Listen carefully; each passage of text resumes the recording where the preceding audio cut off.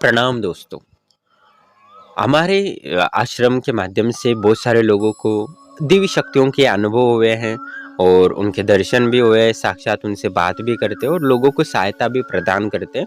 और ये अपार सफलता ही है कि जो आदि शंकराचार्य हैं गुरु, उन्हीं के तत्व है, उन्हीं के सूत्र मैंने प्राप्त किए। जब मैं गंगोत्री के ये रास्ते पे एक गुप्त काशी आती है, वही मैं रहता था और वहाँ आदि शंकराचार्य का ब्रह्म विद्यापीठ है, एक आश्रम है, वही मैं रहता था। और उन्हीं से मुझे ब्रह्म सूत्र के ज्ञात हुए और उन्हीं से मैं प्रकृति को समझ सका और उसी के माध्यम से मैंने आत्मानंद को प्राप्त किया। साथ ही यक्षिणी हूँ या पिशाचनी हूँ या 10 महाविद्या हूँ या बहुत सारी जितनी भी सिद्धियां हैं लोगों के, तो उन्हीं के सूत्र के माध्यम से मैं समझ पाया और उनको ऊर्जावान बना के जागृत कर पाया। इसीलिए आज बहुत सारे लोग अपनी समस्याएं और मनोकामना के लिए हमारे आश्रम की सहायता ले रहे हैं, शक्तियों में उनको लाभ भी हो रहा है, बहुत लाभ हो रहा है। साथ ही जो सिद्धि करना चाहते हैं, उस सिद्धि का अनुभव करना चाहते हैं, तो वो भी मैं वो आदि शंकराचार्य के गुप्त सूत्रों को समझा हूँ, इसलिए इसमें सफलता प्राप्त हुई है। यानी सार यही है कि आदि शंकराचार्य ने जो ब्रह्म के सूत्र लिखे थे, उन्हीं को मैंने अच्छे से समझा है। उसी के माध्यम से मैंने तंत्र को जागृत करने की कोशिश की और इसीलिए मैं सफल रहा हूँ कि हर 10 महाविद्या की हूँ या यक्षिणी हूँ या पिशाचिनी हूँ या अप्सरा हूँ, खुद तो अनुभव कर ही पाया पर बाकी लोगों को भी मैं अनुभव कराने में सक्षम हूँ और त्रिकालदर्शी बनाने में भी उन्हीं को उसी शक्ति कारण, उसी ज्ञान के माध्यम से मैंने लोगों को सफलता दिलाई है। और पिछले कई सदी में 2 ही ऐसे व्यक्ति थे जिन्होंने आत्म तत्व के बारे में बोलकर विश्वविख्यात हुए और जगत गुरु कहलाए। एक तो आदि शंकराचार्य और दूसरे थे ओशो, जिन्होंने आत्म तत्व के बारे में अपने आत्म तत्व की दृष्टि से समाज को देखा और उसी का उन्होंने वर्णन किया और उसी के माध्यम से वो जगत गुरु भी कहलाए। यानी जगत गुरु क्यों कहलाए, यानी क्योंकि वो पूरे पृथ्वी पे अनेकों देशों में उन्होंने व्याख्यानें की, पर उनका बराबरी कोई नहीं कर सका, उनके मतों को खंडित नहीं कर सका। जैसे आदि शंकराचार्य आत्म तत्व को श्रेष्ठ साबित करने के लिए कितने शास्त्रार्थ किए, तो सभी को खंडित करके उसी तत्व को स्थापित किया। वैसे ही ओशो ने भी सारे धर्मों के नियमों को खंडित करके उनको अपने आत्म तत्व ही सबसे श्रेष्ठ तत्व है और आत्मविज्ञान ही व्यक्ति को समझना चाहिए। जीवन में आत्म तत्व को जो समझता है वो श्रेष्ठ जीवन जी रहा है, ऐसा मैं कह सकता हूँ। क्योंकि आत्म तत्व को जो जानता नहीं है और संसार का सारा धर्म को जानता है, सारे कर्मों को जानता है, सर्वश्रेष्ठ स्थिति को या पद को प्राप्त करे, तो वो कुछ भी नहीं जानता। तंत्र को जानता है, तंत्र के हर पड़ाव को जानता है, पर आत्म तत्व को नहीं जानता, तो वो कचरा ही जानता है, ऐसा मैं कह सकता हूँ। मैंने कई वीडियो में बोला है, आप तंत्र में कितना भी आगे जाओ पर आत्म तत्व को आप नहीं जानते हो तो बस कचरा हो, आप भी कचरा हो और आपका ज्ञान भी कचरा ही है। तो इसलिए ओशो के जो विचार थे वो आधुनिक थे और ब्रह्म सूत्र के माध्यम से, यानी आदि शंकराचार्य के जो गुप्त सूत्र मैंने समझा, इसलिए मैंने हर क्षेत्र में, तंत्र हो या योग में, उसमें सफलता प्राप्त की है। और ओशो ने भी कई ऐसे सूत्र समाज को दिए हैं जो बहुत ही लाभकारी हो सकते हैं, इसलिए मैं उनके बारे में बात करना भी जरूरी है। प्रथम तो मैं सिर्फ आदि शंकराचार्य को ही मानता था कि आत्म तत्व के सबसे श्रेष्ठ और व्याख्यात वही प्रचार प्रसार कर रहे थे और यानी सत्य का प्रचार कर रहे थे। क्योंकि आत्मा को जो जानता है वही सत्य को जान सकता है, वही परमात्मा को जान सकता है, नहीं तो बाकी सर्व धर्म में ही फंसे रहते हैं। तो मेरे कहने का तात्पर्य यही है कि हमें आत्म तत्व को समझना होगा और आत्म तत्व को सबसे ज़्यादा वर्णन करने वाले ओशो ही हैं, तो इसलिए उनको समझना भी ज़रूरी है। इसलिए मैं आज उनके कई वीडियो डालने वाला हूँ जिनके उनको सूत्र हैं, उन पे चर्चा करेंगे जिससे हम अपने आत्मज्ञान यानी आनंद को प्राप्त करने में हमें लाभ हो। क्योंकि मैं जो आनंद को प्राप्त किया हूँ वो आदि शंकराचार्य के सूत्रों के माध्यम से मैंने आनंद को प्राप्त हुआ। मेरे गुरुदेव ने उसी के सूत्रों के माध्यम से मुझे वो दिलाई। तो मुझे अभी दूसरे लोगों को आनंद को तक पहुँचाना है, तो उनको मुझे ओशो को भी समझना ज़रूरी है। उनके भी हमें जीवन में सूत्र है जो आनंद को प्राप्त करने के, वो प्राप्त हो, यही हम आशा करते हैं। और उसके बारे में हम आज कई वीडियो डालने वाला हो, तो आप समझने की कोशिश करेंगे तो हमें लाभ होगा।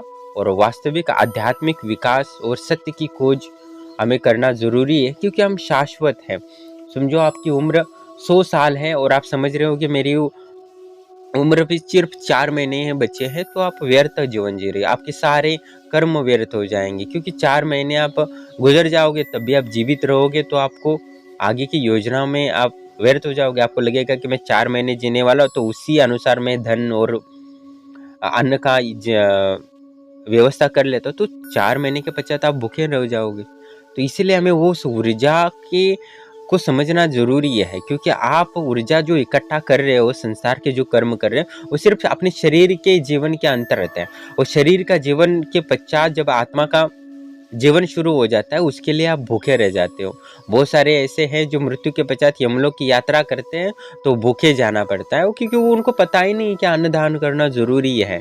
अन्नदान करोगे तो वही आगे जाके फल मिलेगा, पर वो कोई करता नहीं है, इस तत्व को समझता नहीं है। और शास्त्रों में ज़रूर लिखा है, और ओशो शास्त्रों को खंडित करते थे, पर सत्य तो यही है कि वो भी सत्य है और ये भी सत्य है, और सब कुछ सत्य ही है। और हर सिक्के के 2 पहलू होते हैं, तो कुछ साबित करना है तो कुछ खंडित करना भी ज़रूरी है। जैसे आदि शंकराचार्य ने बहुत सारे सांप्रदाय को खंडित कर दिया था, मतों को, तो एक सत्य साबित करने के लिए। तो वो आत्म तत्व को या निराकार को भी मानते थे, तो वो शक्ति को भी मानते थे, माँ को भी पूजा करते थे वो। तो वैसे कृष्ण के भी उन्होंने अंतिमता यही बोला कि कृष्ण को भजो गोविंदम भजो, भज गोविंदम, ये भी सूत्र दिए उन्होंने। अम ब्रह्मास्मि में बोला तो भज गोविंद भी बोला उन्होंने, आदि शंकराचार्य ने। तो हमें उस अध्यात्म को समझना है, तो अपने जो जैसे कि हमारे जो साइंटिस्ट होते हैं, वो पिछले साइंटिस्टों ने क्या लिखा है उसके आधार पर चर्चा करते हैं और आगे नई खोज करने की कोशिश करते हैं। वैसे ही हमें जो आध्यात्मिक शोध करता थे, उनके जीवन को समझना और उनके विचारों को समझना भी ज़रूरी है हमें। तो इसलिए मैं आज थोड़ा सा बात करूंगा और आगे मैं विस्तार से उनके बारे में वीडियो डालूंगा आत्म तत्व के संबंध में, जो हमें जीवन का मूल है। क्योंकि तंत्र में आप कितना भी आगे बढ़ो या कोई सिद्धि प्राप्त करो या कितना भी धन प्राप्त करो, कितनी ही स्त्री सुख प्राप्त करो या संसार की कितने भी सोना इकट्ठा करो, आत्म तत्व का ज्ञान नहीं है तो आपके पास कचरा है, उसके अलावा कुछ नहीं है। वो एक दिन सब कुछ वेस्ट होने वाला, काम नहीं आता। कचरा का कितना काम आएगा आके आके। तो हमने ओशो को जितना समझते हैं, उन्होंने जो आत्म तत्व के संबंध में आत्म तत्व की दृष्टि से हर पहलू पर बात की और समाज में, इसीलिए वो विख्यात हुए। ऐसा कोई कर नहीं सका, क्योंकि आत्म तत्व की दृष्टि प्राप्त करना इतना आसान नहीं है जितना त्रिकालदर्शी बनना ब्रह्मलोक आश्रम से। तो ओशो ने आत्म तत्व के बारे में अनेक विचार व्यक्त किए उन्होंने।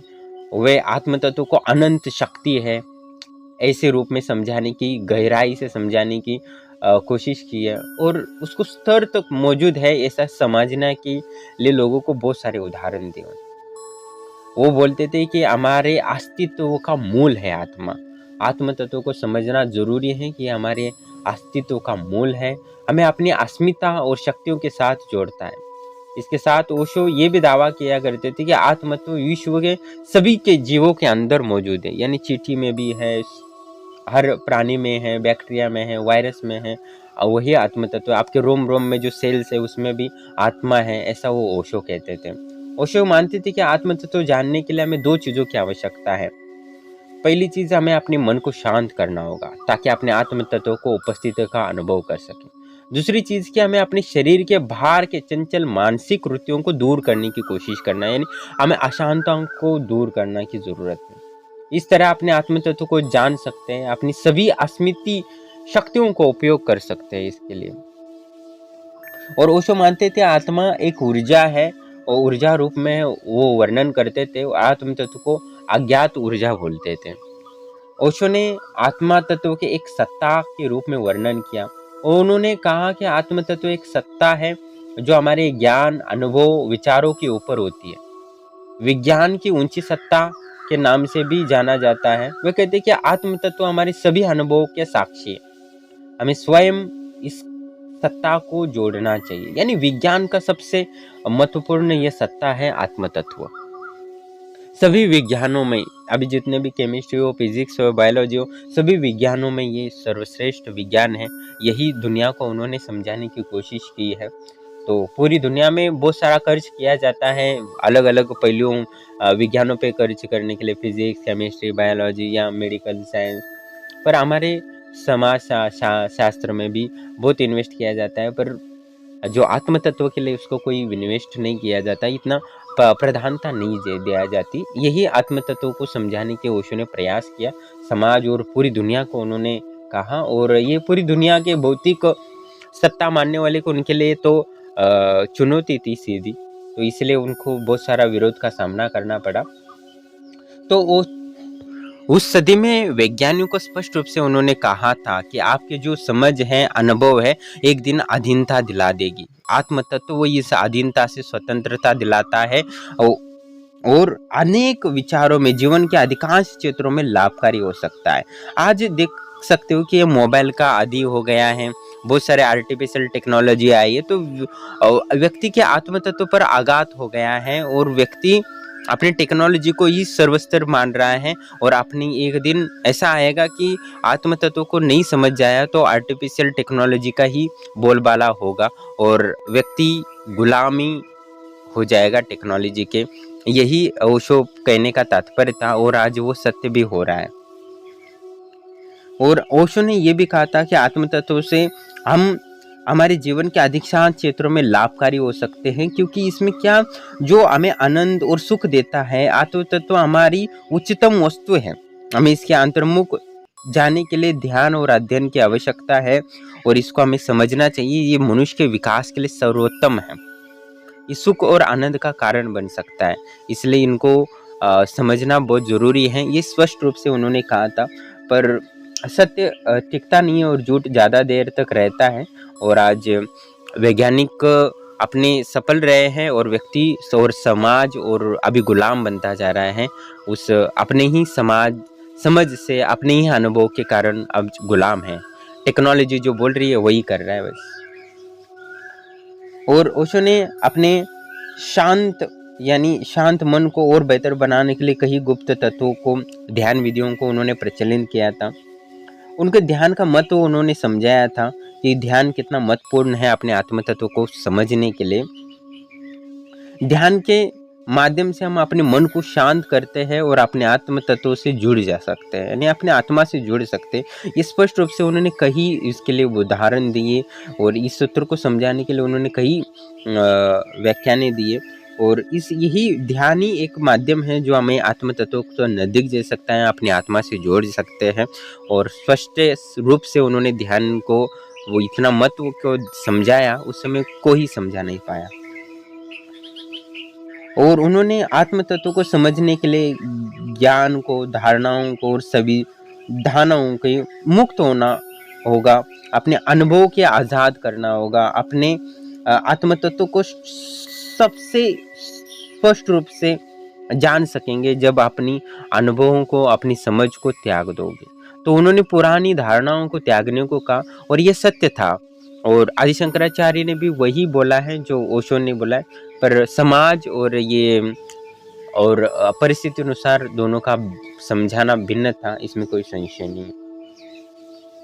और लंबा वीडियो हो सकता है, मुझे 15 मिनट का ही वीडियो बनाना था, तो हम आगे नेक्स्ट वीडियो में हम इसके बारे में विस्तार से बताएंगे कि ओशो के कौन से गुप्त सूत्र थे जिन्होंने हमने लोगों पर प्रयोग किए, उसके क्या लाभ हुआ और वास्तव में कितने ओशो के जो सिद्धांत थे वो लाभकारी बन रहे हैं लोगों के लिए। तो हमने बहुत सारे लोगों को ये साधनाएं दी थी ध्यान के वगैरह, तो उसका मैं ऑडियो के रूप में साथ आपको डिस्कस करेंगे। और आपके कोई विचार हो, इस कुछ सुझाव हो तो कमेंट के माध्यम से कर सकते हो, क्योंकि आत्म तत्व ये बड़ा ही हर व्यक्ति नहीं, हर चींटी के लिए भी आत्म तत्व को समझना ज़रूरी है। और जो आपके मुंह में बैक्टीरिया वायरस है उनको भी आत्म तत्व समझने की ज़रूरत है। तो आपके बैक्टीरिया वायरस जो शरीर में है उनको ज़रूरत है आत्म तत्व को जानने की, तो आपको क्यों नहीं ज़रूरत हो सकती। तो आत्म तत्व ऐसा कोई जंतु नहीं है जिसको जानने की आवश्यकता नहीं है। तो भले ही आप बाकी विज्ञान को समझ लो, पर ये विज्ञान समझना अत्यंत आवश्यक है। और पेड़ पौधे दिख रहे हैं उनको भी आत्म तत्व को समझने की ज़रूरत है। भले ही उनके पास वो बुद्धि ना हो, ना पंचेंद्रिय है, उनके पास एक ही इंद्रिय है स्पर्श का। जो प्राणी हैं उनके पास 2 इंद्रिय 3 इंद्रिय है, भले उनके समझने की क्षमता नहीं पर उनको ज़रूरत है, एक दिन उनको भी समझना है आत्म तत्व को। तो इतना शाश्वत तत्व को हमें समझने की और गहराई से समझने की जा रहे हैं, तो आपके सवालों को जानना मुझे ज़रूरी है। तो आपके सवाल निश्चित ही आत्म तत्व के बारे में जो है, आप क्या विचार रखते हैं, ये स्पष्ट रूप से आप बोले तो मैं आपको समझाने में मुझे सहायता मिलेगी। धन्यवाद। मैं यही चाहता हूँ सबको आनंद की प्राप्ति हो, मेरी तरह चलते फिरते दिव्य आनंद ले सके सभी। धन्यवाद।